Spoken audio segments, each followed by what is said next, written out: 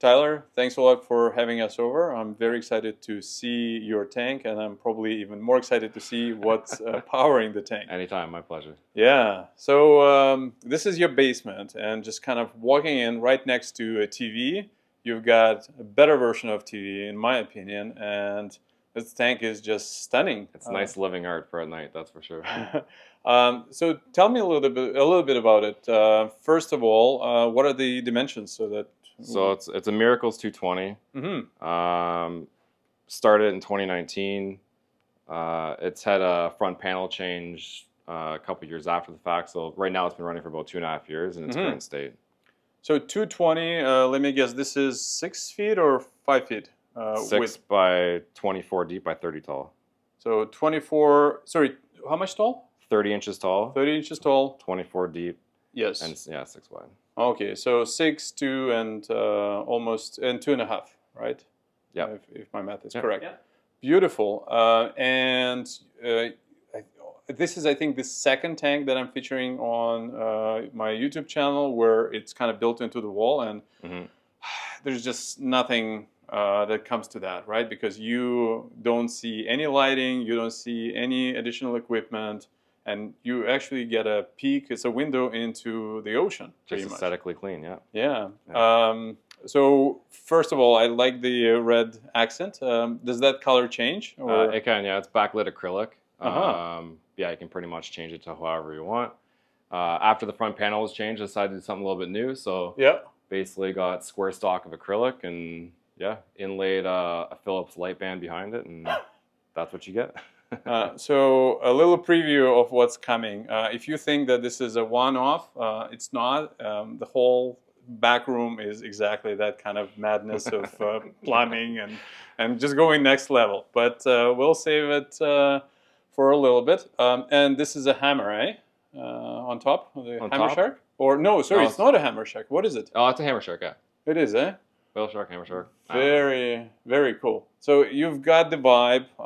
The tank is looking great. You see, you're just kind of starting off with more, I guess, some basic coral, but also you've got a bit of a high-end stuff. A little bit of everything in there, yeah. I think like recently I'm going to start gearing it towards higher-end SBS. I mean, it's now that they're finally kind of taking off after the reset. Why not, right? But yeah, I guess I usually start with a little bit of a flow and lighting. So lighting, we will see in the back, but tell us what is powering the tank. So lighting has 4 skies over the display itself. There's just recently added 2 retro T5 kits, and then it's got 1 Reef Bright strip on the front that only comes on at nighttime for a little more of the blues, but trying to get a little bit of the shimmer back at night. So what are we seeing right now? Is it only sky? Right now it's only the skies, and the T5s are on now.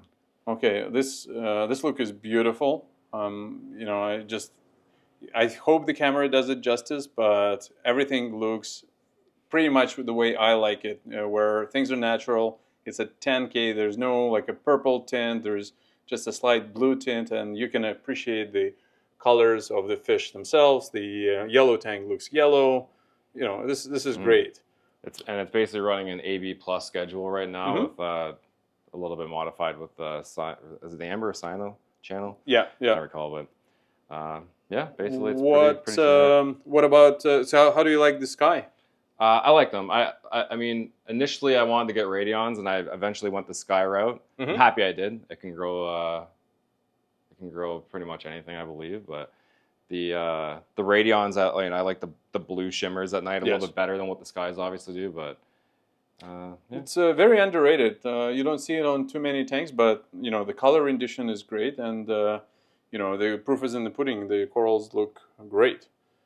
And then the flow, I'm recognizing some sort of a gyre. So it's a Reef Wave 45, just recently added actually, trying to get more flow down the front, and then MP40s, but it's a never-ending battle trying to get the right flow in the system as things grow. Yeah. So for right now, that's kind of what they're running. I think their max the 40s are doing is, I think, 40%, like 35, 40, not too much. That's beautiful. A little more particulate bubbles than usual. I had a core go down on me this morning, so I had to mess with it in the sump. But how easy it is to clean the back wall and just the side walls. So I mean, I'm pretty anal with my housekeeping, but it's every like, I don't know, every 2 months I'll go at it with the glass isn't too bad, and then MP40s and everything else is silicon citric acid, and citric acid's everybody's best friend. Okay, you've certainly done a very meticulous job over here, because I don't see a single spot of algae. Everything looks great, and I'm sure those tanks help as well. Mm-hmm. That's about 2 weeks. I cleaned it about 2 weeks ago. Oh, nice. So I don't let it get too crazy out of control. And for tanks, we've got the powder blue, which is my favorite, the Desjardins Sailfin. Yeah. The yellow coal, yellow tang, and the Achilles. Look at that. Achilles and the chocolate. And chocolate. Chocolate, one of the most underrated, I think. 100%. Look at that color. Look at that orange. He is gorgeous, and usually they're not that expensive. But look at that color, just phenomenal. What's your favorite fish in the tank? The powder blue, the chocolate. Yeah. Here. Yeah, I mean, I've had tons of wrasses. I mean, they come and go, but yeah. Look at the skin on the powder blue. Like a lot of times, you can tell about the quality of the tank by just exploring the powder blue. A lot of them, have ache or scuff marks and everything. This guy looks great. I don't mess around with diseases, or at least try not to. And we will see that shortly, because I just can't wait. Now, coral selection-wise, you've got some basic stuff. Although this is probably the biggest Setosa colony I think I've ever seen. There's a couple in there. Yeah, grows on both sides. Both sides. You've got elegance coral, some torches, but look at that polyp extension. Is that a mealy? Yeah, just a wild millie. It's under the top down at night. It's like really purple. Oh, but yeah. I am so jealous of polyp extensions. What is your thought process on what makes the polyp extend? Good question. I mean, I like daily water changes. Me personally, I do 4 gallons a day. Mm-hmm. I feel like just all trace elements aside, just doing simple water changes is key. I think, anyways. And what salt do you use? The Fauna, yeah. Fauna, yeah. I was using Fauna. The Coral Pro for the longest time. I switched to Fauna about 2 months ago. And did you notice any changes in anything? No, I like it. I mean, I started doing trace and more ICPs in the last 3 months, and I think just trace in general, paying attention to it, has made a big difference with bringing some of the colors out, and my phosphates sit a little higher, like 0.12, 0.15. It's kind of where they sit. As I slowly try to bring that down, you can see some of the colors coming back, but it's what the system likes. I mean, before the front panel got changed, it ran ultra low nutrient. Now this time around, it runs 0.12, 0.15 phosphates, nitrates around 5, so it's a little bit higher than what I was used to in the past. But I mean, it likes it. It's like clockwork. So what about nitrates? What are your nitrates at? Around 5. Around 5. Yeah. Okay, 4 nice. or 5, give or take. Well, that Velita looks phenomenal. And that's another thing. Nowadays, you don't see too many blue coral in the hobby because a lot of tanks looks blue. Yeah. But for me, and the tricolor over here. Yeah. Oh, yeah. That is also awesome. But for me, that kind of 10K look, which is kind of what we're seeing right now, and seeing the true colors of blue corals, there's nothing like it. Yeah, you don't see them often right now. That is beautiful. I mean, of course, my favorite SPS is the jackpot, obviously. Yes. For in this tank currently, but yes, hopefully soon there'll be a lot more nice ones like that in there. Well, it's coming, right? Yeah. There's lots of places in GTA to get some really good coral, and look at that guy. He is doing great. But I think the fish that I really enjoyed was this Midas blenny, who lives in that little hole over there, which is hilarious. He swims in from the back, or he scoots his butt in from the front. And of course, he'll pick up sand and spit it over the Raja, and then the Raja had a bad spot on it. I had to pull the rock out, dip it, and it healed up nicely. But I mean, I didn't notice there was sand sitting on the back of it because for whatever reason. Yeah. Oh, he just came out of that hole, and let's just see if he's gonna do his circle, Yeah, and then circle right and then he is gonna comes back. I'm glad we got it on camera. This is awesome. Too funny. Well, that's really, really impressive. I like it, and at least I hope one of my tanks in the future is going to be kind of built into the wall, because there's just nothing that comes close in terms of the sound. Like it's absolutely silent over here. Like you don't hear any equipment, and just you don't see any stray light. You can concentrate on the fish and the coral. It's a nice manageable size, that's for sure. Yeah, this is gorgeous, and I mean, it's a good job by Miracles, with the dimensions and whatnot. Yeah, but Derek's great. Yeah, but let's take a look at what powers it, because in many ways, I think, in my opinion, it's gonna be probably one of the most impressive plumbing jobs, as well as the equipment rooms that I have seen. I don't even know where to start over here. We've got a tank over here, which we will see in a second, but I guess let's start from the beginning. What the heck is this? So that that acrylic tank, which is made by Advanced Acrylics, I initially put it in there because I had some frags, and an urchin decided to pick them up and started dropping them and losing frags in my display. So I decided to do an extension off the display water column, and then whatever comes out of the display as far as frags go up into that one, and I don't have racks sitting inside the actual display tank. And it's meticulous. Everything is so clean. Like I cannot find a single spot. Does it always look like this, or? Yeah, same thing. I mean, the display, all the tanks I clean pretty often. That one there, I was messing around with flow. I just got an Euro 3 in it finally. Okay. There's a yellow eye coal in there. He just basically floats around cleaning up in there. But as he gets bigger, he'll probably go into the display. Yeah. What program do you run your Nero 3 on? I just do it as a constant at night. At like that one there is low, like 15% at night, and that just does a variation during the day.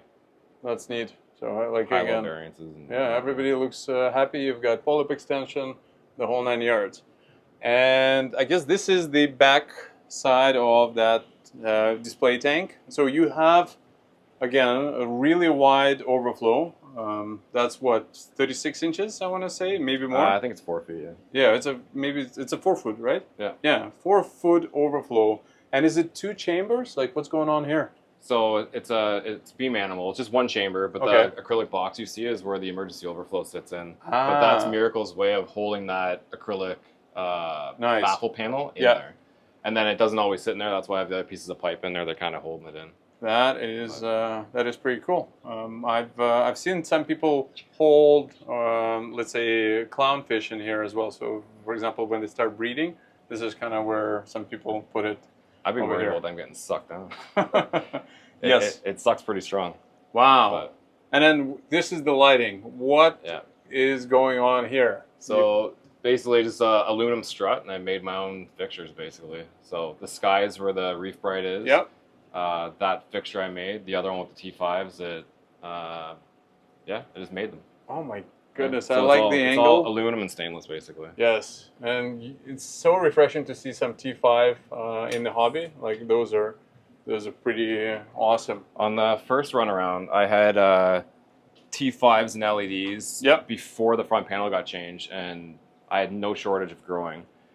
This time around, I put the skies up, and then I didn't do T5s, and then I recently just wanted to kind of do it again, so I put that up about 3 months ago. That is nice. And again, very clean. There's no wiring inside. Like everything is nicely... cable management, I mean, I'm nuts.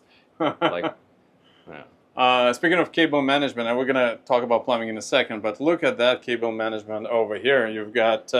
I think Neptune should sponsor this panel.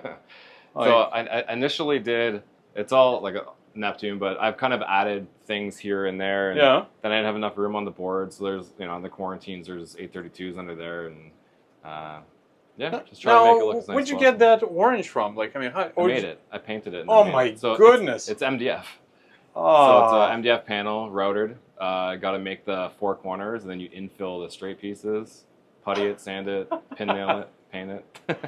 Wow. Do you run the fans? So the fans are just set on if the temperature, I can't remember what it's on right now, Gotcha. 78.4, Yep. 78.5, they'll turn on the display, and then the quarantines are separate. But in the summer, yeah, I mean, I usually don't really have a problem with the heat. If the house kind of maintains at 72, 71 in the summer, it's fine. If the house goes a little bit higher than that, then you can see it down here usually. But now, is the fridge... So the fridge has, I mean, you can open it. It basically, the dose draws off, so I just do some... Oh my goodness. Some Acro Power, and the AB Plus I've kind of stopped recently, but it's just for phosphates. But the Acro Power does like about 10 mil a day Oh, wow. at night.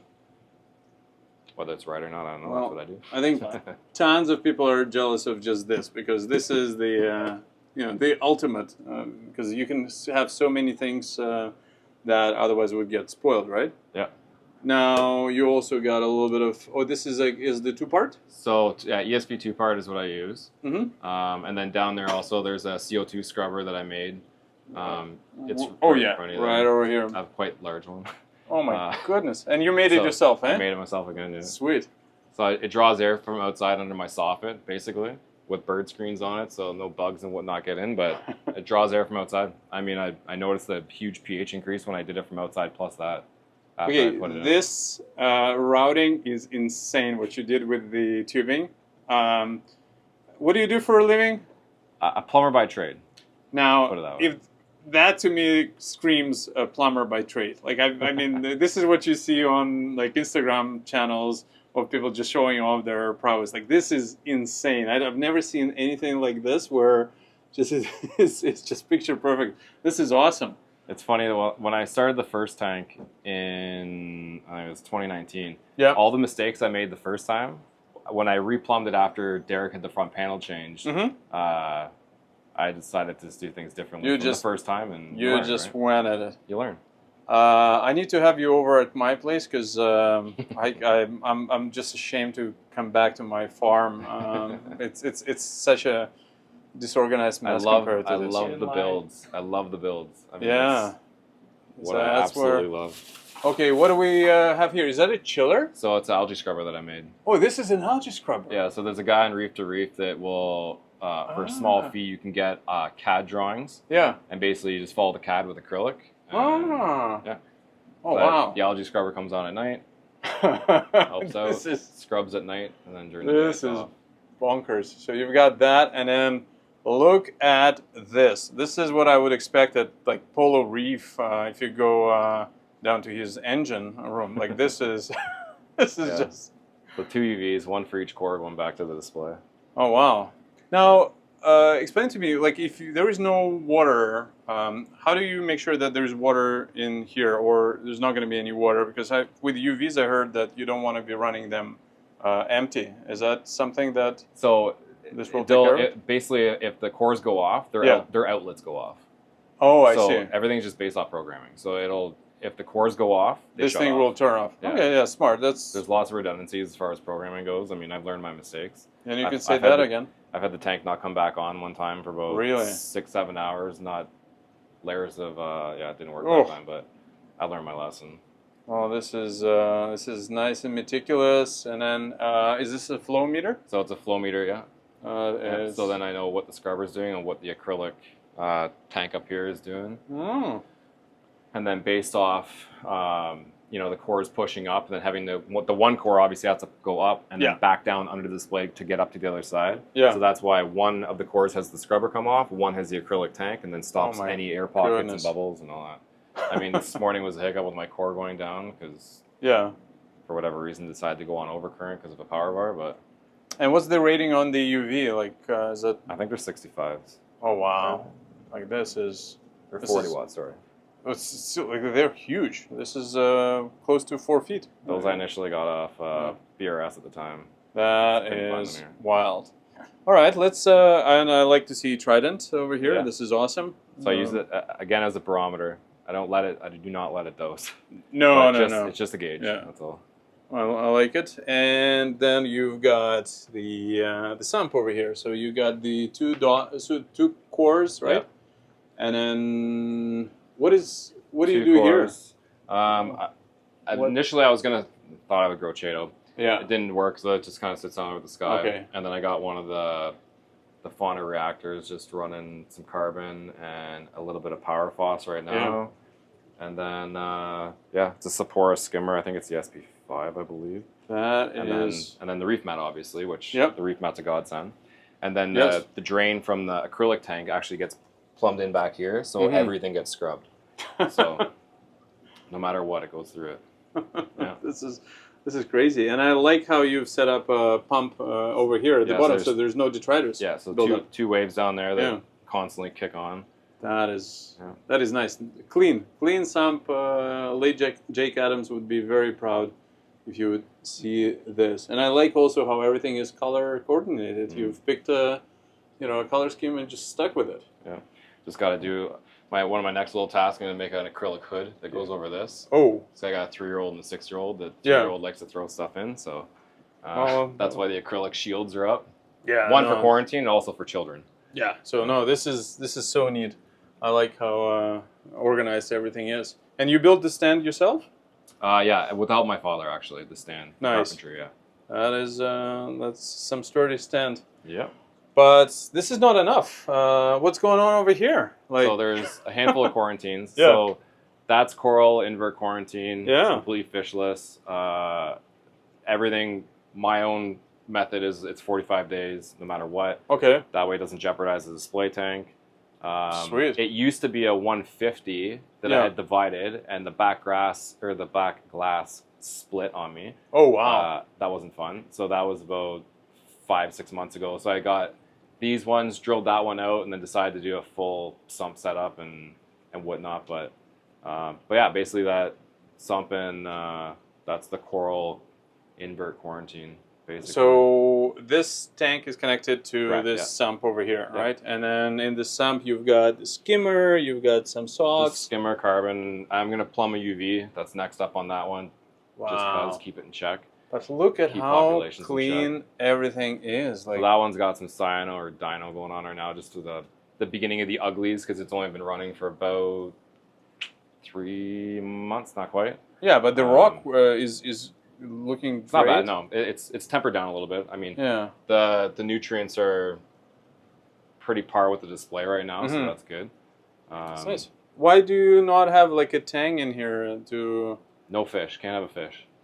Because the fish will allow any disease cycle to restart. Ah.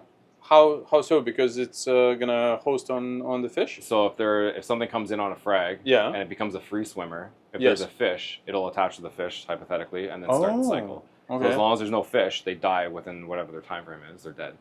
That way. So 45 days. I mean, there's the old study of the 76 days, whatever. Sweet. On reef to reef, the average is like 45 days. So that's what I go with. And how often, let's say if you get something, how often do you dip this as in those, let's say, 40 or 45 days? The what, sorry? How often do you dip those corals? Like, I don't at all. So I'll dip like incoming. Yeah. And then after that, they'll get dipped before the display. Okay. And then I just keep tabs on it. Right? Like, I mean, I've had, I don't know, I've had all kinds of stuff in there, but the craziest thing I had was a big polyclad flatworm, which was like 2 inches in length. Oh, those and are fast. But yeah, I mean, it happens. It's not like, I mean, I love it. The display the way it runs, I take no chances. This is smart. And let me ask you, why did you pick sand for a quarantine system? What was the rationale for that? No rationale. Just I like the way it looks. Well, good bacteria. I don't know. Yeah. So right? No, that looks phenomenal. I don't keep anything like none of the sand beds are too deep. Yeah. I mean, you know, I'm even in the display. I'll move the sand bed around. I don't have the problem because it's not deep enough, in my opinion, to like create any issues. Yep. So yeah, I mean that's that. I like how you've picked the peppermints over here, right? So they do their job. Yep, they're the little cleanup crew. If they see anything, they'll tell you. Wow, that is. I mean, the only negative with them is they like to eat snails too. So that's the. Yeah. That's nobody's perfect. No. And then this tank. So that's the sterile tank that after the fish are done their rounds. Yes. That's where they go basically. Yeah. Oh. So then that's like post observation. Really? Obviously, it's right beside that other quarantine tank. But I mean, as long as you know where your wet hands are and you don't cross contaminate. Well, you've got the same thing as they have on Go Train or anywhere else with the post-COVID, where the bacteria. Sorry, nothing will penetrate No. So through the. I mean, as long as you know where your wet hands are and you don't do one tank right after the other, or vice versa. I mean, humble fish and others will say like 10 feet. Yeah. That's initially why the fish disease aspect. That's why I quite literally keep them very far away from anything else. But that's just the observation tank. So once they're done copper, prazi, they go to that tank, and then from that tank, I will just observe.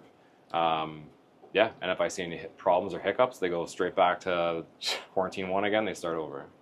Okay, well, and once again, it's a crazy wiring over here. Like, I mean, you are, oh my God, I only now noticed that you really went with the RO tubing over here as well. Like, this is That's just for next water level. change.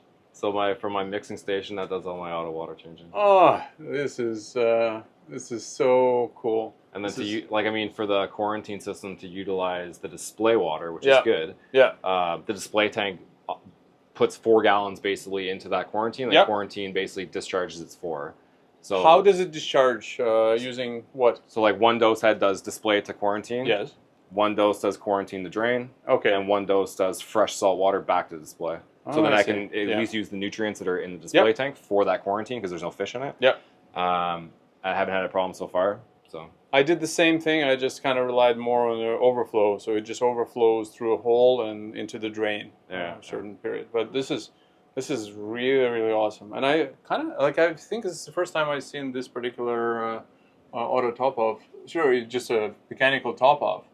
That's magnet. That's pretty cool. It's just Neptune. Yeah. I've never seen it in person. This is pretty cool. So because sometimes you don't want to drill the holes and everything else.